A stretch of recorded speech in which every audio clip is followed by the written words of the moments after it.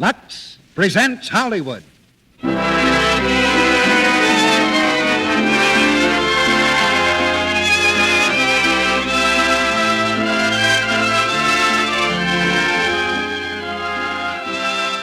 Lux Radio Theatre brings you Tyrone Power and Annabella in The Rage of Manhattan.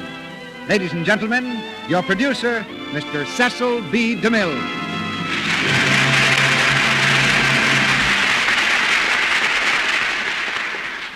Greetings from Hollywood, ladies and gentlemen. To the American theater, in every generation, a benign fortune gives at least one Tyrone Power. That's practically an established tradition, established by a century of the theater and 3 Tyrone Powers. I saw the second Tyrone Power many times, on the stage and screen both. In fact, Mrs. DeMille and I were in the same stock company with him in Denver 35 years ago. But the first Tyrone Power was playing in New York a little more than 100 years ago. Perhaps I'd better reassure you that I did not see him. Tonight, Tyrone Power III stars for the first time in the Lux Radio Theatre. The play is The Rage of Manhattan, and that title refers to our co-star of the evening, the lovely and charming Annabella, who has captured the screen audiences of 2 continents. In The Rage of Manhattan, she plays one of those very dangerous characters, a young lady in search of a husband. The young lady happens to be stranded in a strange country, but that's no handicap at all because she also happens to be beautiful. But there's a young man who's determined that she will not find a husband. And, of course, that's Tyrone Power, who comes to us this week from 20th Century Fox, where everybody is very happy over his recent hit in the swashbuckling Mark of Zorro. It's a joy to present 2 stars like Tyrone Power and Annabella in our play tonight. And you know, it's rather staggering, even to an old-timer like myself, to realize that literally millions and millions of you are listening to this play. And it's just as staggering to realize how many cakes of Lux toilet soap your purchases amount to every day. How many millions of cakes every week. And we intend to keep on deserving your faith by giving you the best possible in plays and the best possible in soap, which, of course, is Lux toilet soap. And now, try our prescription for your enjoyment tonight as we raise the curtain on the first act of The Rage of Manhattan, starring Tyrone Power as Jim Trevor and Annabella as Nicole. In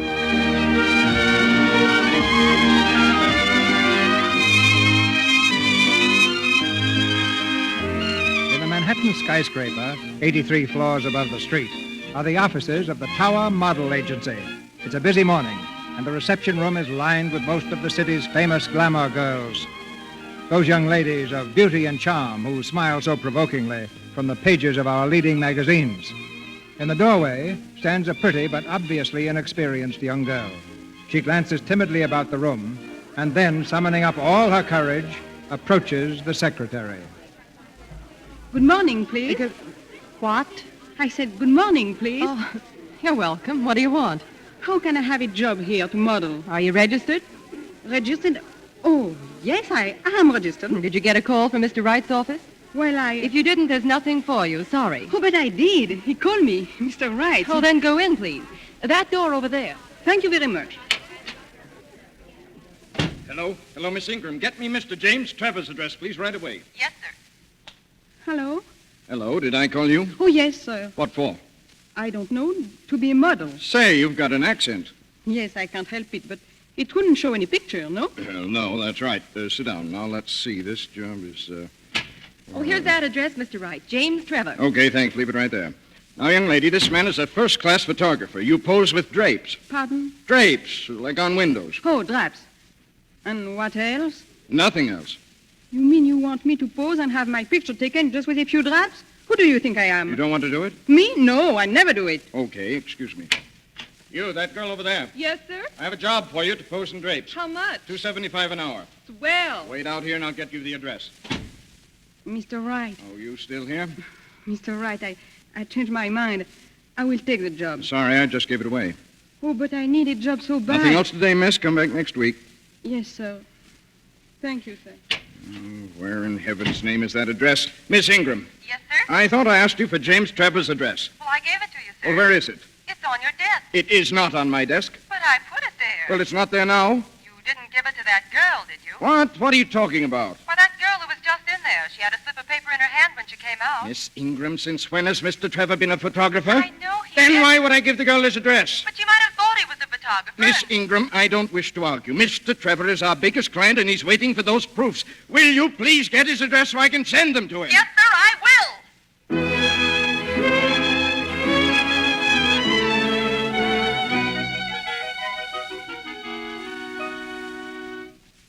And there you are, gentlemen. The Tower Agency is sending us the proofs this afternoon, so you'll have a chance to look over the whole setup. Sounds fine to me, Mr. Trevor. Good. And if there's anything further you want to talk about, I'll be in my office till lunchtime. Right. Goodbye. How do you do? What the... How did you get in here? You are Mr. James Trevor, no? I am Mr. James Trevor, yes. But I'd still like to know... Where can I change my clothes, please? Huh? My clothes. I'm ready to change my clothes. Oh, are you? Well, you don't want me in this dress. The man said so. I'll take it right off. Oh, no, wait a minute. Wait a minute. Would you mind telling me just what this is all about, please? About? Yes, what's all this for? Oh, for $2.75 an hour. $2.75? Is that too much? Oh, no. Go right ahead. It's worth that to see what happens next. You're sure you are Mr. Trevor, like is on this paper? Let me see. Yeah, that's me, all right. Oh, then where are the draps? The what? The draps. You have the draps. Well, I don't know. I had the measles. What are the draps like? Listen, where is your camera? Oh, my camera. Now, that's a long, sad story. I lost it. You lost it? But you are a photographer, no? Now, that's where you got me. I am a photographer, no. What are you? I'm a model from Towers. A model from Towers. Now, that's very interesting. I think I'll just give them a ring. Oh, no, please. Don't call them up. I'm not supposed to be here. Uh-huh. I am from Towers, but they didn't send me. They said about the draps, and I come here. All of which sounds very, very fishy. Oh, Sanders. Yes, sir? Ask Mr. Humphrey and Mr. Charles to step in here. Yes, sir. I think we ought to have witnesses to this. Something's phony. Oh, no. Nothing is funny. I just wanted to make a little money, that's all. Yes, that's what I thought. Come in, gentlemen. What's the matter, Mr. Trevor? This girl forced her way into my office. She wants to know where she can change her clothes. Doesn't this look a little haywire to you? Uh-huh. It's a good thing you sent for us, Mr. Trevor. It certainly is haywire. What does this mean, Wires? I'm a model for $2.75 an hour. Oh, it's undoubtedly a bargain, but you see, we can't use it. Oh, vous êtes des dégoûtants. Vous êtes tous affreux. You all idiots. You pigs. How dare you make fun of poor girls who are honest? Well, gentlemen, undoubtedly there's a moral in this somewhere. So will you please go back to your offices and think about it? If you find out what it is, let me know. And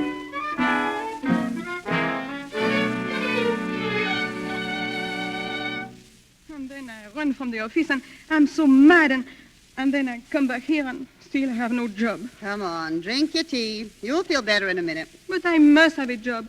The landlady says she will lock me out if I don't pay her tomorrow. The old war horse. But don't you worry. I still have a couple of bucks you can have. You? Oh, no, I can't. What do you mean? You got to have a place to sleep, such as it is.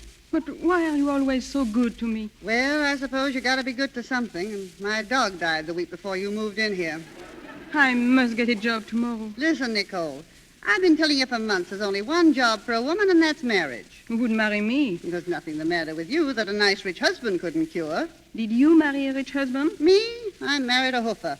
A hoofer? Dancer. Oh. Great guy, heaven rest his soul. When I married him, I turned down a millionaire. Every time I think of it, I want to cut my throat. But you love the hoofer. Yes, my luck. We used to go to Reisenweber's every night after the show. I could have had anybody there, from a millionaire down to the busboy. There was a funny kid, that busboy. He used to... Say, he's at the Grand Savoy right now. He's the head waiter. He'll give you a job. Oh, you think so? I know so. Mike'll do anything I tell him, and we're going to tell him tonight.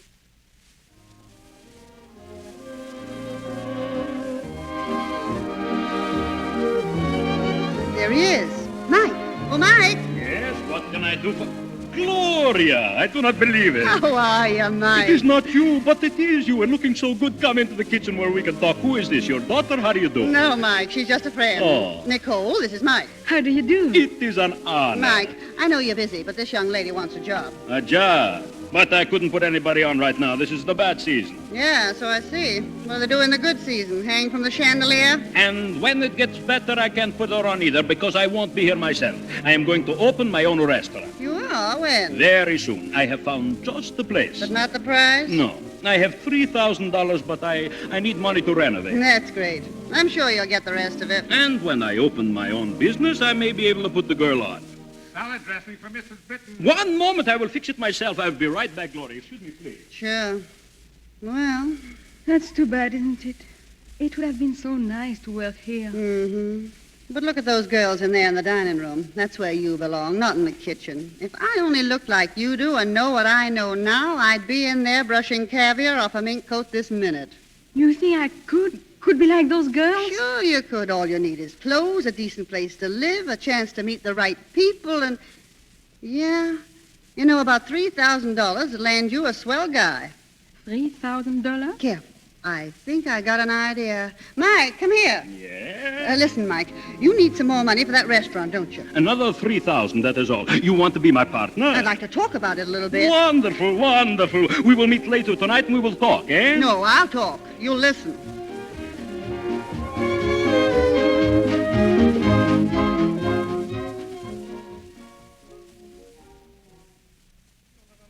No, I will not do it, no. But I tell you, we can rent the clothes. Give her a big build-up. We'll move right into this hotel so you can keep your eye on your investment. Oh, it is crazy. It is insane. But it'll work, Mike. Look at Nicole. Imagine what she'll look like dressed up. I tell you, she'll be the rage of Manhattan. And when she marries a millionaire, you'll get your $3,000 back, plus another $3,000 for your restaurant. Think of it, your own restaurant, Mike Leverovich's Grill. No, it is too much of a gamble. I am not a gambler. I am Do you really think it would work?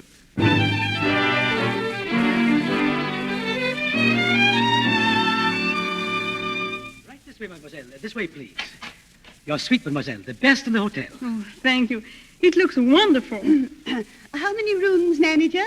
8, madam, and 3 baths. Yes, I think we'll be comfortable here. If there's anything madame requires in the way of special service, we will be only too happy to arrange for it. Good morning, madame. Will you have luncheon served in your room? Yes.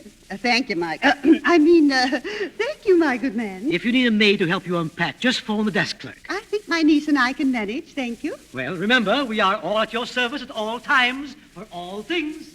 I thought he was going to stay for breakfast. Isn't it wonderful? Gloria, Mike, look at my coat. It's like a dream. It costs $30 a day to rent that coat. That's no dream. It's a nightmare. Let's get unpacked. Mike, why did you pick this suite? Because Bill Duncan lives across the hall. Who's Bill Duncan? He has $10 million. $10 million? Well, we'll dedicate this little blue number to him then. Go inside and try it on, Nicole. Oh, it's so wonderful, so beautiful. I can't wait. Oh, she's such a child. Yes, and while she's growing up, it's costing me $60 a day for this suite. That's a nickel a minute. And a penny and a half every time you draw your breath. So hold it. Don't make jokes at these prices, please. Listen, if you lose a cent on this deal, I'll give you my right eye. And I'll take it. Stop worrying. Tell me about this Duncan man. He's got $10 million. Isn't that enough? Maybe. How does Nicole meet him? That is up to you, not me, but make it soon. Yeah, tomorrow morning, I think.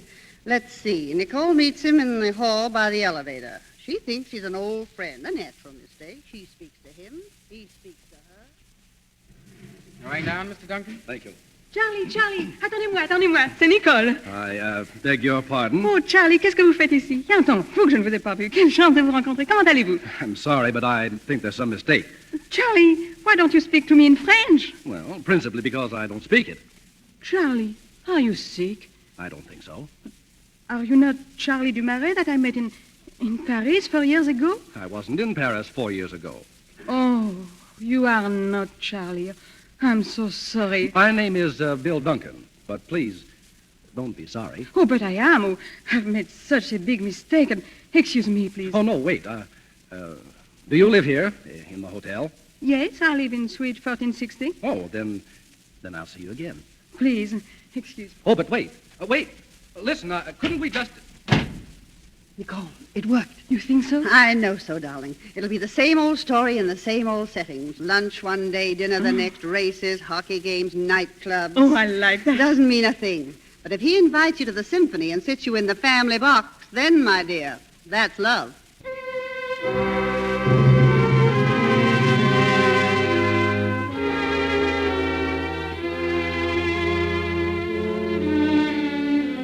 like it, Nicole? Oh, it's wonderful.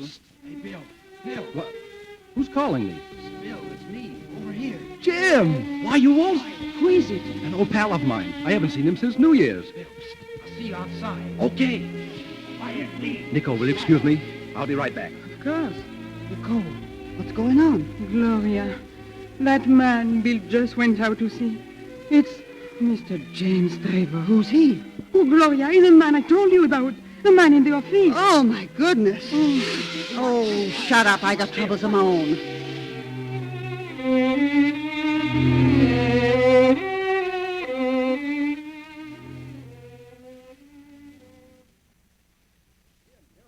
Oh, Bill, this is marvelous. How have you been? Great. It's good to see you, Jim. Who you with? A customer. Well, get rid of him and join us. I wish I could, but he has a big contract in his pocket. Oh, forget the contract. Come on. I can't, Bill. It's business. Who are you with? A girl. Jim, she's really something. 2 diplomats tried to blow their brains out last year because you wouldn't marry them. Sounds interesting. Interesting. She's marvelous. Daughter of a baron. Her Aunt Gloria told me so. Oh, she has an aunt, huh? All nice girls have aunts. Well, never mind the aunt. When do I meet the girl? Wait. You still like brunettes? Sure. That's fine. Nicole's a blonde. You can meet her. I can't wait. Oh, you won't have to. There she is. Nicole! Nicole! Now, what's she going that way for? Nicole, here! Wait, Nicole! Oh, did you call, Bill? Nicole, I want you to meet an old friend of mine, Jim Trevor. How do you do? Well, how do you do? I'm charmed. Yeah, I was afraid of that. Well, it's too bad you can't make it for supper with us, Jim.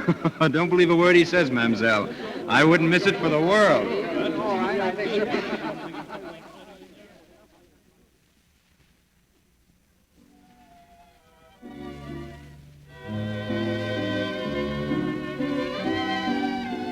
Too near the music, Nicole? Oh, no. This is wonderful. I think so, too. Tell me, how long have you been in New York, mademoiselle? In New York? Why, just a week. A week? I should have said that you'd been here longer than that. Oh, she fools everybody, Mr. Trevor. I'm sure she does. That reminds me. I don't know why, but the funniest thing happened to me about 3 weeks ago in my office. A young lady called and got herself into my office. Wouldn't you young people like to dance? Oh, yes, It would be a great pleasure if I may. Oh, but You don't mind, do you, Bill? Well, no, I guess not. Thanks.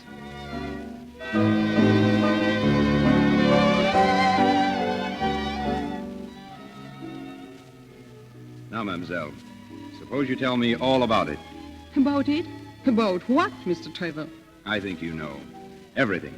The Grand Savoy, the big play for Bill, the clothes, all this stuff. Stuff? Now, please, don't stall. I know there's monkey business going on, and all I want to be sure of is that my friend Bill isn't going to be the monkey. Monkey? I don't understand monkey. I'm sorry. I'm sorry, too, but you're going to understand it. Come on outside where we can talk. Again, I am sorry, but I have nothing to talk about with you. No? Then suppose we go back to the table, and I'll tell Bill how you were in my office 3 weeks ago, posing as a model. Oh, we will go outside. Good. This way.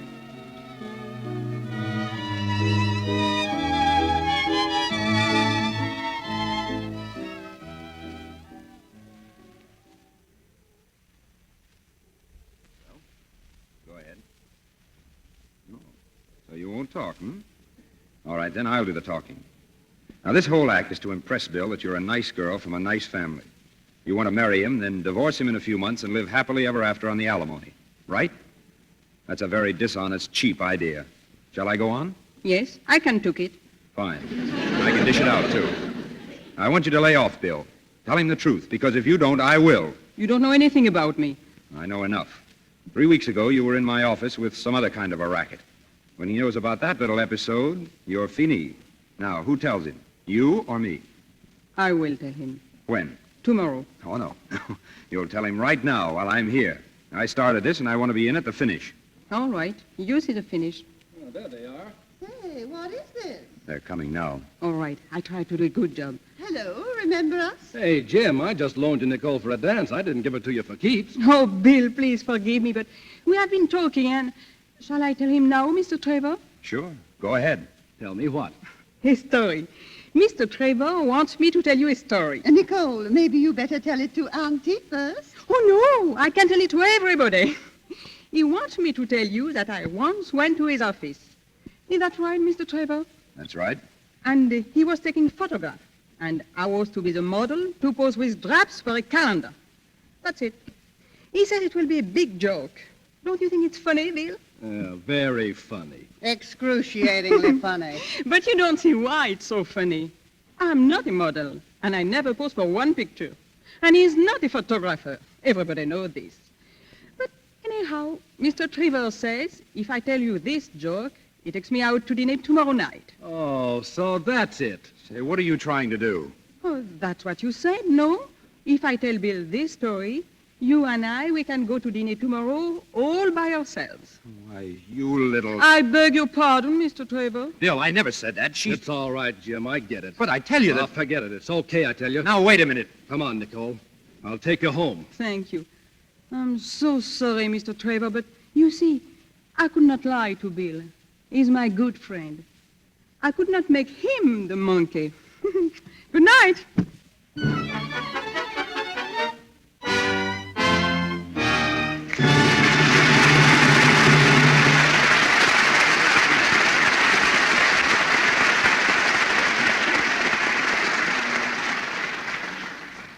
After a short intermission, Mr. DeMille and our stars Tyrone Power and Annabella will return in Act Two of The Rage of Manhattan.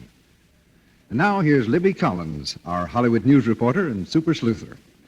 Where have you been sleuthing today, Libby? Well, I've been over at Paramount, but it doesn't take much sleuthing to find out what they think of a certain young star over there. Over at Paramount? Mm-hmm. I'll bet I know the star you mean, but just give me this much of a clue. Is she blonde or brunette? Both. What? I said she's both blonde and brunette. Her studio claims she's the only blonde brunette in Hollywood. You see, she has brunette coloring, but casting directors say she has a distinctly blonde personality. She's very vivacious, and she's... Oh, but you know Patricia Morrison as well as I do. Patricia Morrison? Why, of course, I should have guessed. Well, I know just 3 things about her. I know she's a fine little actress because I saw her in Rangers of Fortune. I know she's a striking beauty. And I know she's a Lux girl, too. I was just getting around to that. As a matter of fact, Patricia's used Lux toilet soap for a long time. She says her daily active lather facials help her skin stay just right. Nice and smooth and soft and camera clear, as she calls it. Well, that's fine, Libby.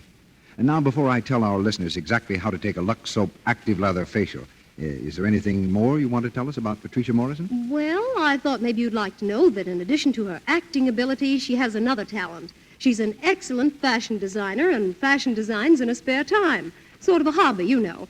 But she hasn't much spare time. She's very busy now making another Paramount picture, The Roundup. Oh, yes. I'm looking forward to seeing it, Libby. And now about the Lux Soap Active Lather Facial that Hollywood stars and starlets use as a daily complexion care. Here's all you do. Just pat the gentle Lux Soap lather lightly in. Rinse with warm water, a dash of cool, and then pat your skin dry. Active lather has removed every trace of dust, dirt, and stale cosmetics. Now your skin feels wonderfully smooth and soft. Take Hollywood's tip. Try active lather facials for 30 days. See if you don't agree they're the best care you ever found for your skin. Now, our producer, Mr. DeMille. Act Two of The Rage of Manhattan, starring Tyrone Power as Jim Trevor and Annabella as Nicole.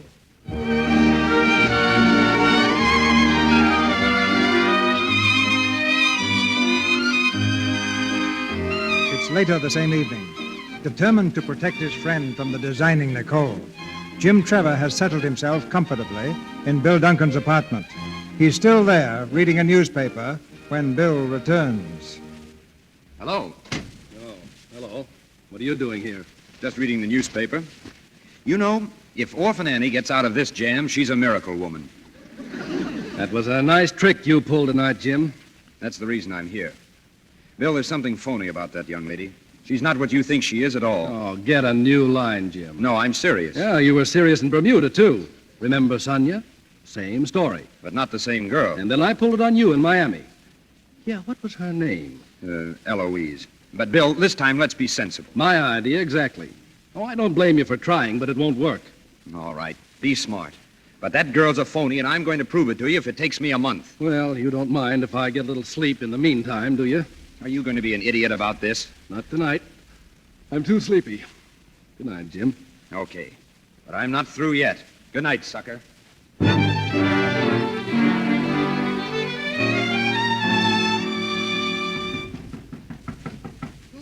This Mike with the fur coat. Wait a minute. Come in. Where is she? Where is she? What's the matter? Look, her fur coat, she left it downstairs. Does she think fur coats grow on trees? I'm so sorry, Mike. I forgot it. Forgot it. She forgot it. Mike, please calm yourself. We can be very proud of our little girl.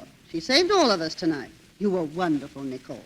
Yes, wonderful. Well, don't cry about it. What's the matter with you? That's the first time anyone ever said anything like that to me before. Said what? Mr. Trevor.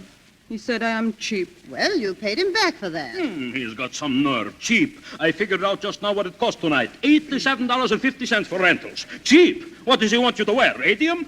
He meant I was dishonest. All women are dishonest. If they weren't, there'd be just two classes of people in the world. Old maids and bachelors. Lipstick is dishonest, and clipped eyebrows are dishonest, and rouge is dishonest, and a fat woman in a girdle, well, that's highway robbery. Of course. It is so simple. When I put parsley on a steak, does anybody ever eat the parsley? No, it is for show. What you are doing, Nicole, is just putting parsley on a steak. You are the steak, and the clothes and all the other stuff is just the parsley. Exactly. Oh, please, stop talking about it. Let me alone. Now, look, I am a partner in this. Leave her alone. You're the silent partner. Leave her alone. Somebody tells us she's cheap, then right away she gets unreasonable. But can I get unreasonable? No. Now, Mike, everything's going to be all right. Sure, it's going to be great. I started out to get a restaurant. I'll be lucky if I wind up with a sandwich. Oh, shut up. Hello? Oh, excuse me. Who? Why, yes, just a moment. Nicole, it's him, that Trevor guy. I'll speak to him. Hello? Hello? What do you want? I was thinking about that dinner you said I wanted to take you to tomorrow night. I was thinking maybe it would be a good idea. I don't have dinner with you. Oh, yes, you do.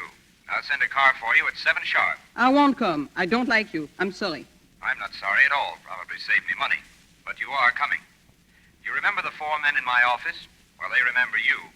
And if you don't come up here, I'll bring the whole quartet down there to sing Mammy right in front of Mr. Duncan's door. Goodbye.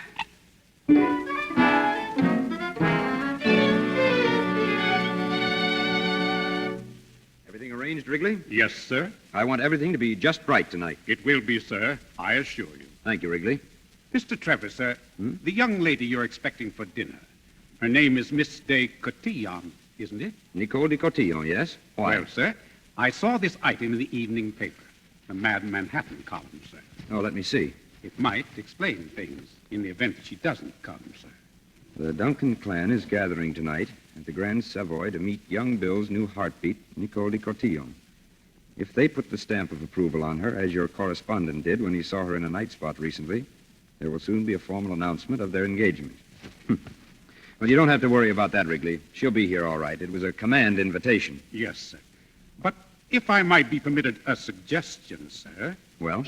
It's rather a dangerous business, sir, interfering between a man and a maid. Yes, Wrigley, I know I'm in trouble without your telling me. There was a certain affair along those lines in my own family. As a matter of fact, it's the way my second cousin lost his right eye.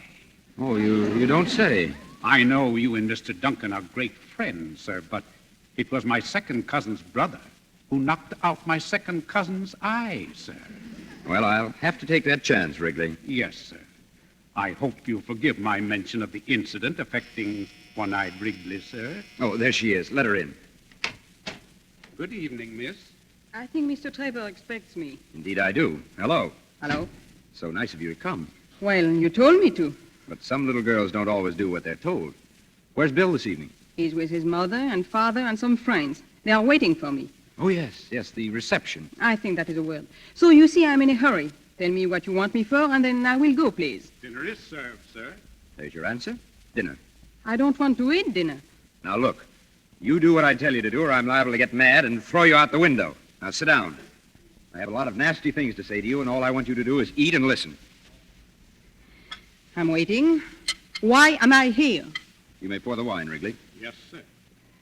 Well, This is pleasant, isn't it? You know, you look very nice by candlelight. Some people might even think you were beautiful. I wonder how many men have told you that. One too many. But I never said you were. You said it. I didn't, but it's true. You dress with judgment, your manners are, well, fair, and you have the sort of eyes that some men like. Of course, you drink your wine too fast, but I'm sure no one notices the little flaws when they look in the general direction of perfection. You said it, Mr. Trevor. Your English is rather limited, but if you never opened your mouth, if you never did anything but just sit there like that, you'd still be perfect. Except that the tip of your nose is shiny. Will you please explain what I am doing here? All right. I thought there might be a chance for us to find a nice, friendly way to call off hostilities. Pardon? End our little battle. Oh. Provided, of course, that there is some way I can make you give up this idea about Bill. I'm sorry. Now, you're not going to tell me that you're madly in love with him. I'm going to tell you nothing.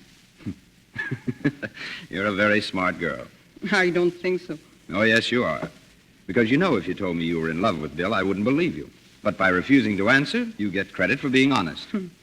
Bill is very lucky. To get you? No. To have a friend like you who fights so hard for him. Come on now. Won't you be regular and drop this whole thing? Oh, but to do this, I need money. About $3,000 and... I thought so. Huh? $3,000, eh? Oh, but... You hear that, Wrigley? Do you want me to hear it, sir? I do. I did. Good. And remember it when I tell Mr. Duncan tonight. Oh, no, you can't do this. I didn't want you to give it to me. Oh, this is a trick. It isn't fair. I'm sorry, mademoiselle, but the age of chivalry is dead. When I come back, we'll go to the funeral. Where are you going? To see Bill. Like to come with me? You. I'll see him myself. Come back here. Wrigley. Yes, sir? Get your hat. And get mine, too. We're going to a reception.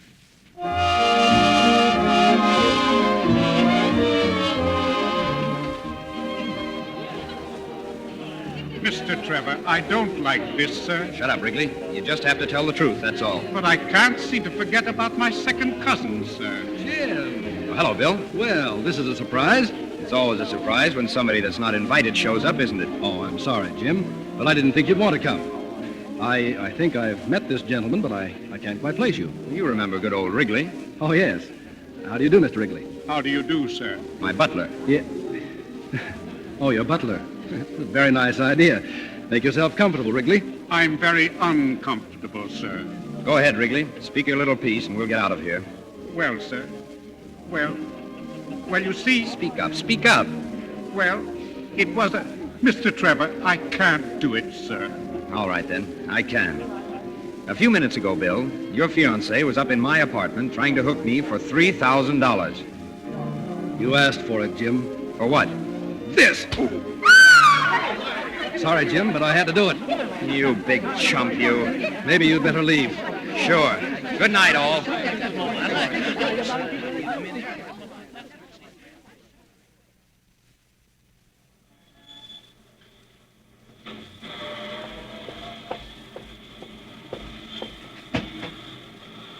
Wait, please. Wait. Mr. Trevor. I saw what happened. I'm terribly sorry. I'll bet you are. Oh, please come back. I'll explain to everybody what you meant. No, thanks. Oh, but I'm so sorry, and I want to help you. Yeah? Get in the car. What? Come on, get in. Out! What are you doing? Let me out. I have to go back there. I don't want to go with you. Let me out, I tell you. Take me back. I'll take you back when I get good and ready. You are a gangster. You are a... A beast is the word. Beast. Yes, you are a beast. But I don't stay in a car with a beast. If you don't like it here, jump out. We're only doing 40. Oh, you want me to hurt myself? I won't do that. Oh, please. Just as a favor to me. Oh, look out where you are driving it. The car! Look out! Hang on. There. Oh. See what happens when you don't behave? We almost hit that truck. Are you all right? Yes, I can't talk. Good. It's the best news I've had yet.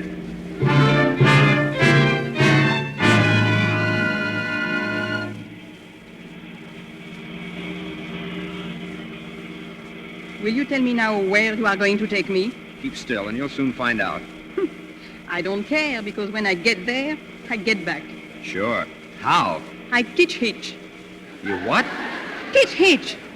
Oh, you mean hitchhike. Oh, it's what I said. Well, the only thing that goes by the place we're going to is the milk truck, and that's at 4 o'clock in the morning. You've got a lot of practice waiting for it. By the way, I suppose you know the accepted kitschitz gesture is made with the thumb, like this. Ow!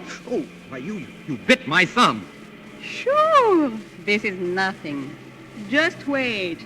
I make a lot of trouble for you. Is that so? Well, I can took it. Well, here's where we get out. What place is this? My little gray home in the mountains. Get out. I won't. All right, don't. Oh, what is that? Don't be afraid. That's the caretaker. He used to be a hog-calling champion. What is a hog? A big pig. I could say something, but I don't. Oh, hello, Pops. It's me, Jimmy. Jimmy, let me have a look at you. Gosh, but you're looking fine. Yeah, I feel great. Say, you ain't been here in so long, I was beginning to commence to forget what you look like. How you, miss? What are you doing up in this neck of the woods, son? It's a long story, Pops. Well, it ought to be worth hearing. Later, Pops. Sure, I'll open the house and light the fire so it'll be nice and warm for you. Come on, you. No. Come on. No. I'm going to sit down strike. No. Well, then I better get your coat. I don't want a coat. I'm going to get pneumonia and die. Then what will you do with the body? I'll show you. Now, here. You're going in here. You're going to like it. Oh, don't. Don't. Put me down. Put me down. Stop kicking. Stop it. Put me down. Oh, sure. There you are. Well. Married, eh, Jimmy? Pops, I'd like to... What did you say? Carrying the bride across the threshold, eh? Well, I always said when you get spliced, you'd pick out a lollapalooza. What is it, Lalupalushka, you call me? Pops is just... A lollapalooza is a humdinger with big blue eyes. Oh, can't you speak English? He is speaking English, but it's also nonsense. I hope you'll be as happy as two jaybirds in a cherry tree. And I'm mighty glad to see somebody as pretty as you in the family at last. Pardon? Now, Pops, you've got this all wrong. Let me explain. What is this? He thinks we're married. Oh. Then why don't we tell him the truth? I have every intention of telling him the truth. I think we should tell him. Now, listen, you. I didn't need to be told. I knew it the minute I seen him carry over the doorstep. It's the custom in these parts. Yes, I know it's the custom up here, Pops, but it's also the custom to... Now, don't be mad, Jimmy. Jimmy! You see, Pops, it's a secret, but if you have to know, you have to know. Oh, it's a secret, huh? Well, I won't tell nobody. I'll have something for you to eat and 2 shakes of a lamb's tail. Well, now you've fixed it. I didn't tell him. He told me, and I said, yes, Jimmy. Stop calling me Jimmy. Well, if you like, I'll call you Mr. Trevor, but I think it sounds funny for me, bride. You're not a bride, and you're not going to be one. That's why you're here. And you're going to stay here until you make Bill understand what you are and what you did. And if I stay here and I don't say we are married, I get a bad reputation. And I get a bad reputation if you do. Then take me back. No. I don't care what happens. You're staying here. Okay. I told you, didn't I? I make an awful lot of trouble yet. Just wait.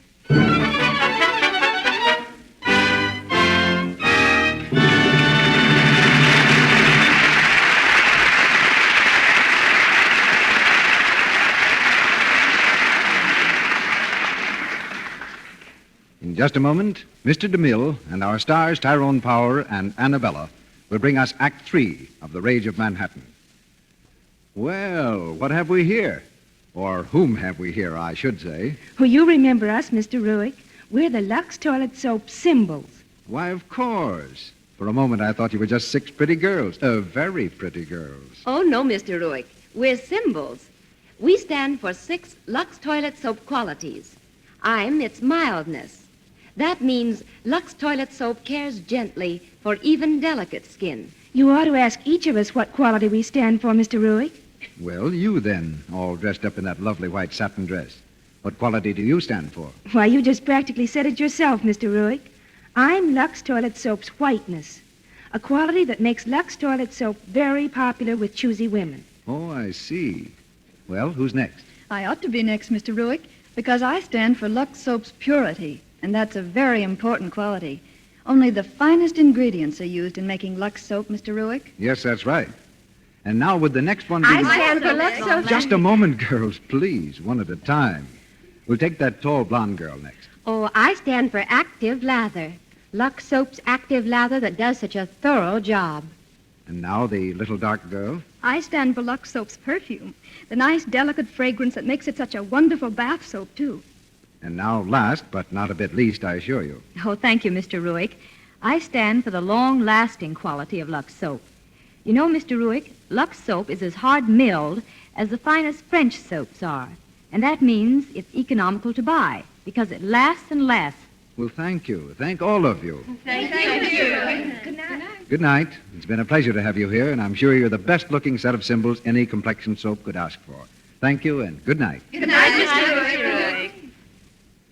We pause now for station identification. This is the Columbia Broadcasting System.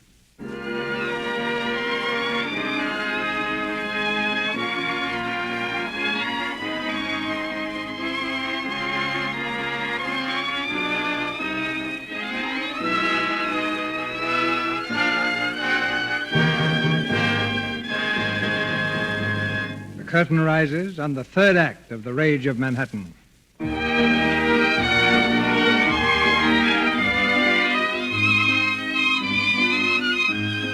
An hour has passed. In a lonely cabin, Jim and his fair prisoner sit before a cheerful fire.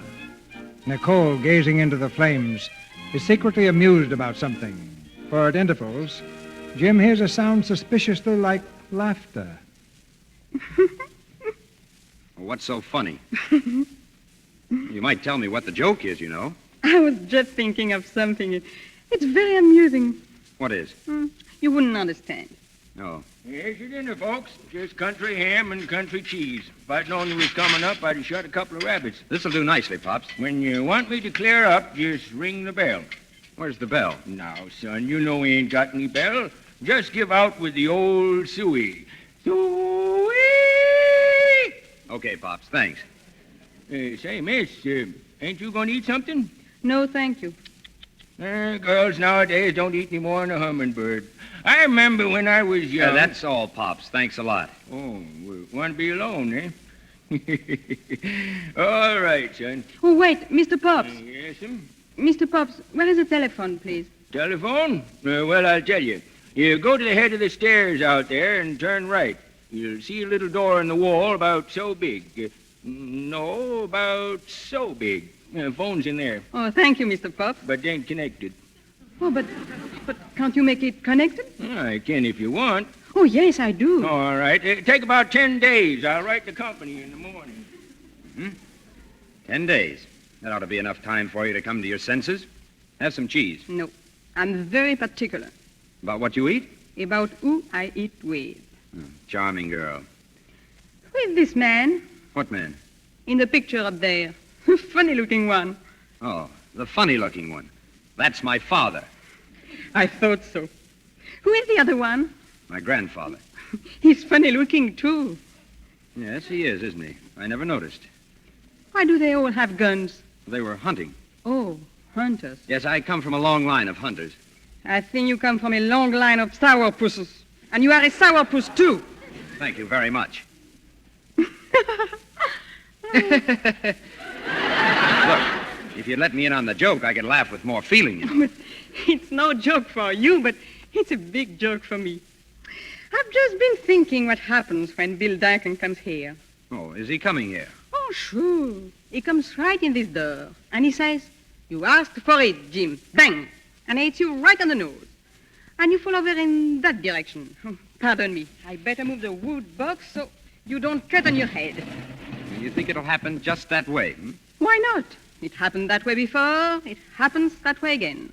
You like the idea? I think that will be a lot of fun. Thanks. No, I'm going to bed. What? I'm going to bed. I've had a rather tiring day. Good night. Oh, wait, I cannot stay here. You'll find everything you need in that room over there. Pajamas in the dresser, slippers in the closet. Now, good night. I want to go back to New York. Well, go ahead. Right down that road and turn to your left. It's 86 miles, and it'll take you 4 days on foot. If you don't take me back, I'll scream. Oh! Well, that's not bad. Try it again. Oh! Hearing the answer? No? Oh, too bad. I guess 86 miles is too far to yell, even for you. Good night.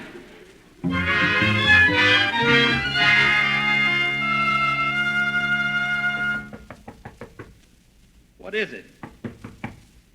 Just a minute. No, it's you.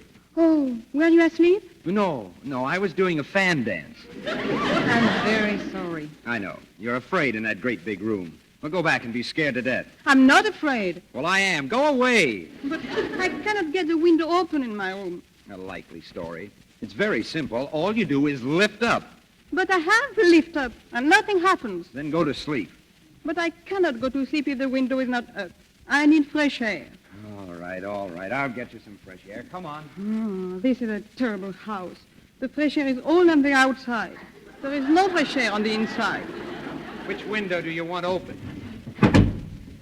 Oh, how easy. Such a strong man. Well, is that all? That is all. Thank you. Good night. Oh, wait. How can I get a glass of water, please? A glass of water? Mm-hmm.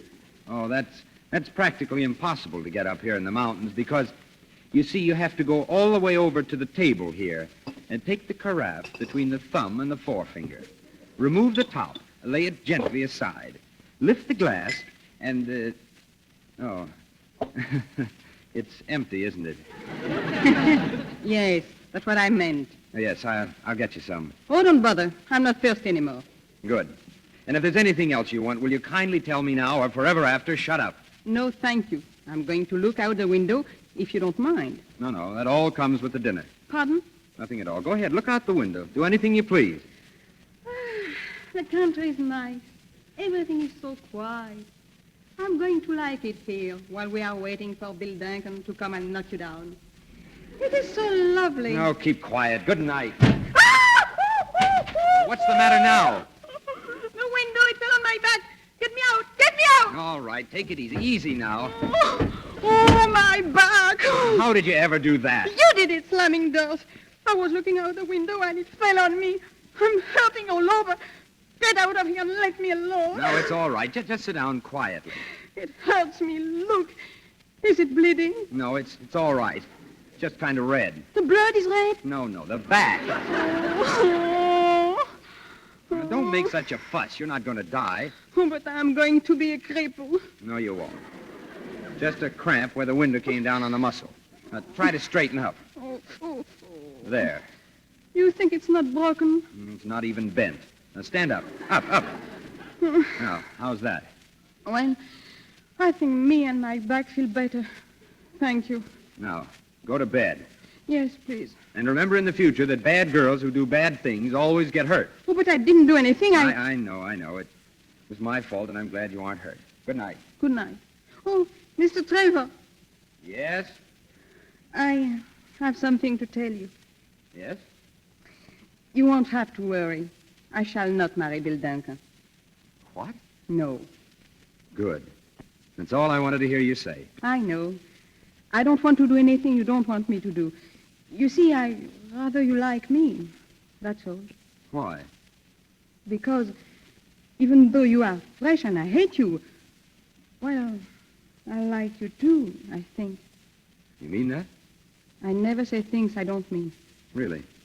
Well, just tell me one thing. Yes? How in the world did you find out that I had more money than Bill Duncan? Oh, get out. I don't want to see you anymore. I hate you. Oh, I'm sorry. I shouldn't have said that. Do you want this light on? No. Well, good night, then. I hope this will be for the last time. Mr. Trevor. Yes? I would like to tell you something. Well, what is it? You think I'm very terrible, don't you? Well, I don't know. What do you think? I think so, too. But you see, I was all alone and I had nothing, and Gloria told me that the best thing for a girl is a good marriage, and the head waiter, Mike, he gave her the money to meet a nice rich man, and I met Bill, that's all. I see. Well, you know, I may be old-fashioned, but it always seemed to me that a girl should be in love with the man she marries. Oh, yes, but when I met Bill, I didn't know anything about love. And now you do. Well, yes. Are you really in love with Bill? No. But you said that... I don't get it. No, I know you don't. It doesn't matter now. Good night, please.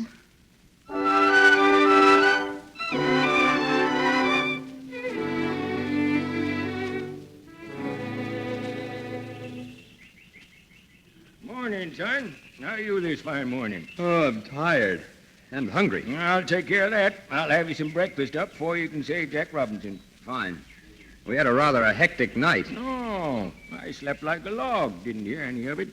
I'm a little deaf. Bring lots of coffee, will you, Pops? Sure, lots of coffee, ham and eggs, and some biscuits. Hurry it up. Ham and eggs all right for you, too? Who are you yelling to? The missus. She's not in that room. She's over here. Come on. Time to get started. She don't answer. Maybe she's mad at you. She ought to be. Hey, come out. Come out or I'll come in. All right, then. I told you to hurry up, but... Hey. What's the matter, son? She isn't here. Huh? She's gone. Say, I didn't see your car outside. You suppose she went somewhere with it? I guess so. Well, what are you looking so glum about? She ain't lost. I'm afraid she is, Pops, as far as I'm concerned.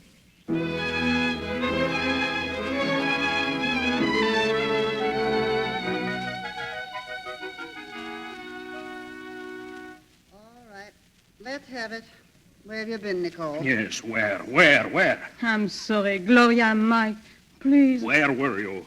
Mr. Trevor, he took me. Oh, you ruined me. Why did you do it? Why? Oh, Mike, I don't know. I just ran out. You ran out on me. You ran out on Bill Duncan. You ran me out of a restaurant. You just ran out. Now, Mike, listen. I did listen. I listened to you. I listened to her. I listened to everybody. Now you listen to me, both of you. I have something to say to you. Something to say to Duncan. Something to say to everybody. Oh, what is the use? Nicole, what are you going to do? I don't know. Feel bad? No. It was all my idea, and everything's my fault. Oh, no. Yes, it was. No, I couldn't do what I promised I would do. I guess you have to figure on every woman doing that. Falling in love, I mean.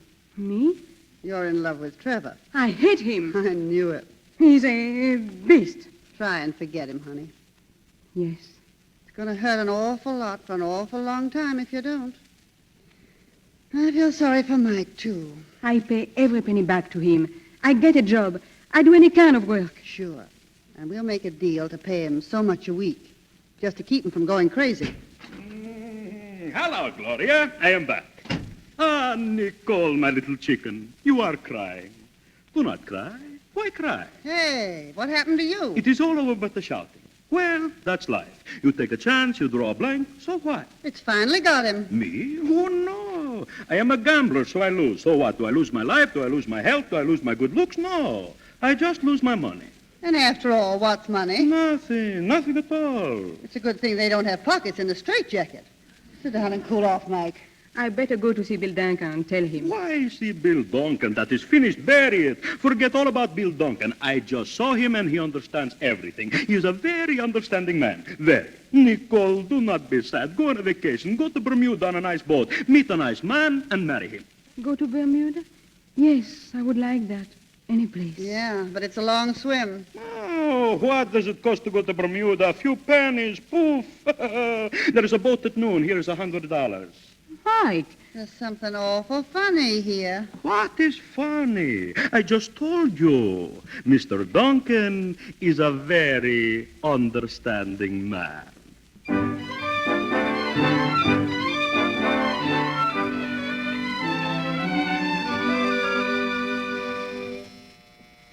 Wrigley, answer that. Yes, sir. Hello, Wrigley. Where's Mr. Trevor? Why, Jim! Hey, Jim! Now, wait a minute, Bill. Before we do anything rash, let's each count 10. 1, 2, Jim, 3... you're the greatest pal a fellow ever had. Shake. Huh? Uncle Eric had that girl investigated last night, and she's a complete phony. Everything you suspected is true. Why, if I'd married her, the family'd have cut me off without a penny. Then you don't want to marry her? Marry her? I just paid $5,000 to that waiter. He put up the money for the whole thing. You're not going to marry her, then? No, but it's going to cost you more than that. You kidnapped her. She's got you good. They'll probably take you for $100,000 at least. You're sure that you don't want to marry her? Oh, stop talking about me marrying her. And don't worry about the money. I'll pay it. You won't have to. Wrigley. Yes, sir? Get me out another suit, quick. Where are you going? I'm going to marry her myself. Wait! Wrigley, I can't let him marry that girl. I have to stop this. Before you do that, sir, permit me to tell you of an incident in which my second cousin, One-Eyed Wrigley, was involved.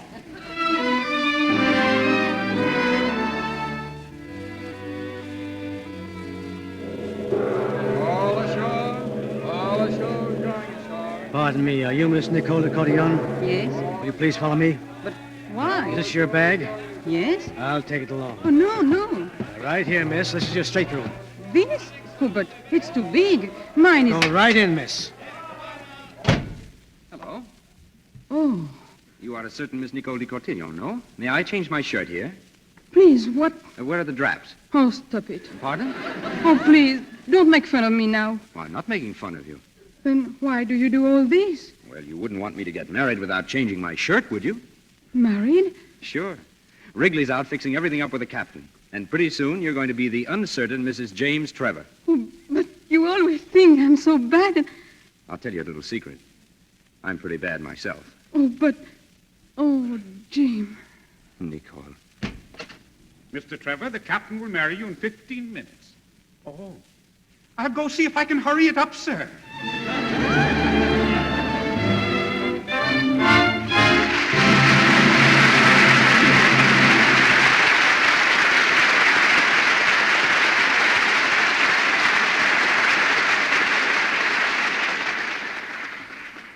I don't know how the rest of you feel about it, but this has been one of the most charming evenings I've ever spent in the Lux Radio Theatre, for two reasons, and here they are.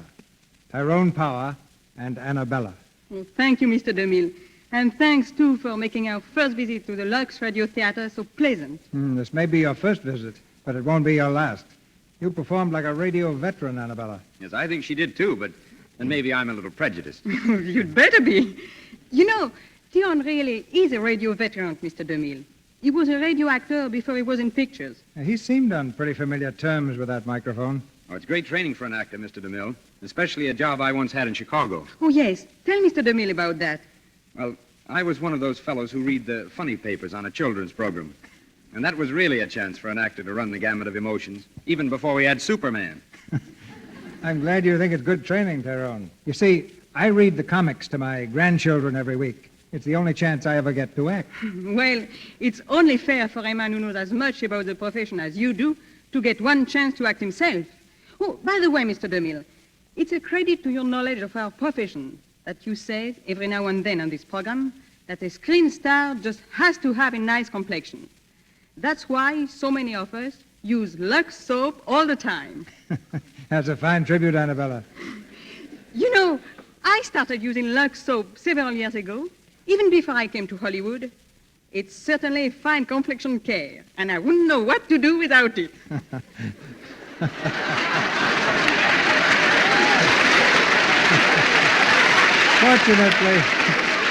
Fortunately, nobody needs to do without it, Annabella.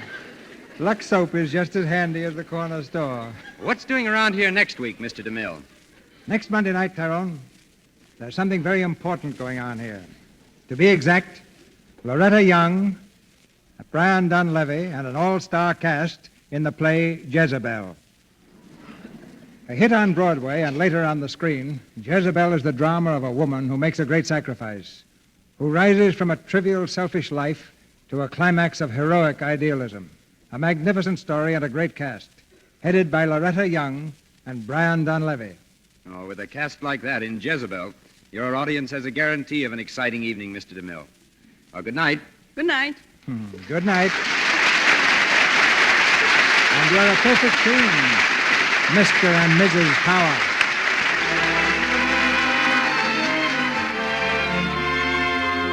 Our sponsors, the makers of Lux Toilet Soap, join me in inviting you to be with us again next Monday night when the Lux Radio Theatre presents Loretta Young and Brian Dunleavy in Jezebel.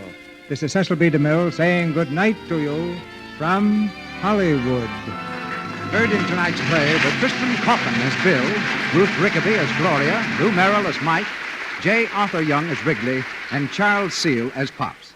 The picture from which The Rage of Manhattan was adapted was produced by Universal Studios, whose latest release is Back Street with Charles Boyer and Margaret Sullivan. Our music is directed by Louis Silvers, and your announcer has been Melville Ruick.